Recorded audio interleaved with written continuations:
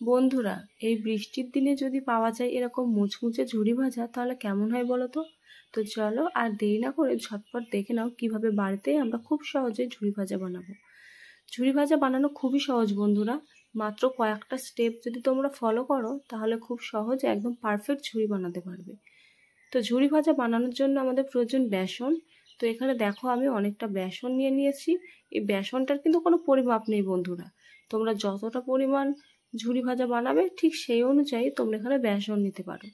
তো এই বেসনের মধ্যে আমি দিয়ে দেব পরিমাণ মতো নুন আর দিয়ে দেব শুকনো লঙ্কার গুঁড়ো।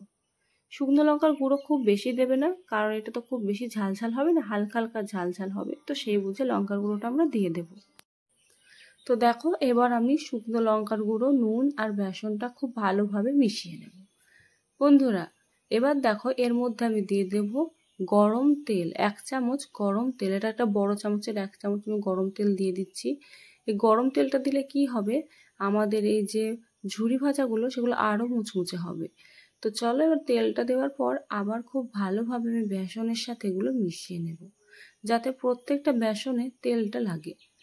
তো আমার ভিডিওটা তোমাদের যদি একটু হেল্পফুল বলে মনে হয় তাহলে প্লিজ আমার ভিডিওটা একটা লাইক করে দিও।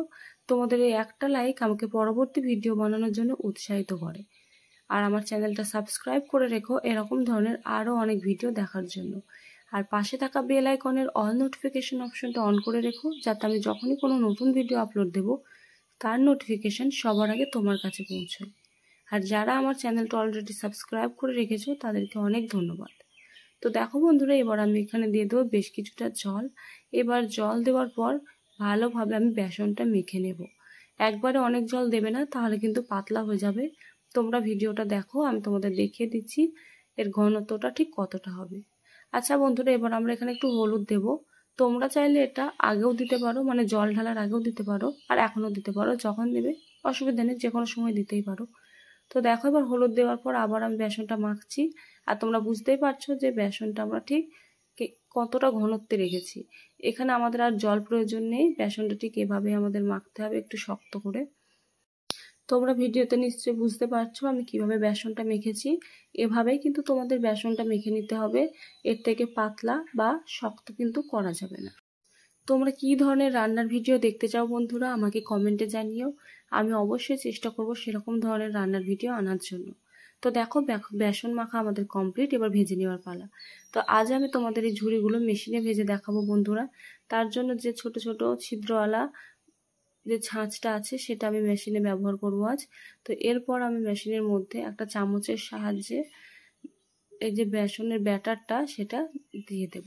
তোমাদের কাছে যদি মেশিন না থাকে তাহলে আমাকে কমেন্টে জানিও মেশিন ছাড়াও বাড়িতে কিভাবে আমরা ঝুরি ভাজা বানাতে পারি, সে ভিডিও আমি তোমাদের জন্য নিয়ে আসব। তো ঝটপট কমেন্ট করে ফেলো। তো দেখো এবার আমি মেশিনের ঢাকনাটা কিভাবে লাগিয়ে দিচ্ছি।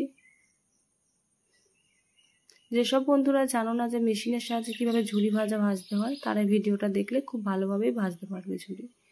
তো চলো এটা খুব ভালোভাবে আমি টাইট করে নিয়েছি, এবার ভেজে নেওয়ার পালা। তো দেখো কড়াইতে আমি একটু তেল দিয়েছি, এটা খুব বেশি তেলে ভাজার দরকার নেই, অল্প তেল দিয়ে ভাজতে হবে। তো তেলটা যখন আমার হালকা গরম হয়ে যাবে তখন এর মধ্যে আমি এইভাবে পেঁচিয়ে পেঁচিয়ে ঝুড়িগুলো আমি তেলে ছেড়ে দেব। তো দেখো ভিডিওটা তোমরা কত সহজে আমি এগুলো ভেজে নিচ্ছি। তো এটা খুব হালকা আছে আমাদের ভেজে নিতে হবে। তো দেখো বন্ধুরা আমাদের একটা দিক যখন ভাজা হয়ে যাবে তখন খুন্তির সাহায্যে খুব সাবধানে আমরা ঝুড়িগুলোকে উল্টে দেব। তো এইভাবে উল্টে পাল্টে আমি ঝুড়িগুলোকে খুব ভালোভাবে ভেজে নেব। এই ঝুড়িগুলোকে তোমরা ভাজার পর ঠান্ডা করে এয়ারটাইট কন্টেনারের মধ্যে 1 মাস পর্যন্ত সংরক্ষণ করে রাখতে পারো বন্ধুরা। তো দেখো আমাদের ঝুড়িগুলো ভাজা হয়ে গেছে, এবার আমরা এগুলোকে তেল থেকে তুলে নেব। তো একইভাবে আমি বাকি ঝুড়িগুলোকেও ভেজে নেব। তো চলো সমস্ত ঝুড়িগুলো ভেজে নিয়ে তারপরে ফিরে আসছি।